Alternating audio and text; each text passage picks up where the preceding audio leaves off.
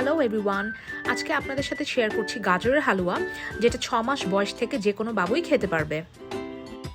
প্রথমে একটি গাজর ধুয়ে কেটে পানিতে সিদ্ধ করে নিচ্ছি।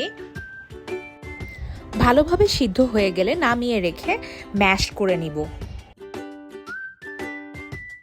এইবার নেক্সট পার্টে পরিমাণ মতো ঘি নিলাম, তারপর গ্রেট করা বা ম্যাশ করা গাজর দিয়ে দিচ্ছি। এখন এর মধ্যে পরিমাণ মতো এলাচের গুঁড়াও যোগ করে দিব। এবার একটু পানি দিয়ে রেখে দিলাম যেন গাজরটা ভালোভাবে রান্না হয়ে যায়। আমি দুধ দিচ্ছি না, কারণ গরুর দুধ বেবিকে তো দেওয়া যাবে না, আর ফর্মুলা মিল্ক দিয়ে রান্না করতে হয় না। সোজা ফুটন্ত কোনো কিছুর মধ্যে তো ফর্মুলা মিল্ক দেওয়া যায় না, এজন্য আমি এখানে পানি দিয়ে নিলাম এবং ভালোভাবে কুক হওয়ার জন্য কয়েক মিনিট রেখে দিব। কুক হয়ে গেলে এভাবে একটা বাটিতে আমি ঢেলে নিলাম। তারপর আরেকটা বাটিতে, যেটাতে আমি বেবিকে খাওয়াবো, সেইটাতে আমি ফর্মুলা মিল্ক অ্যাড করব।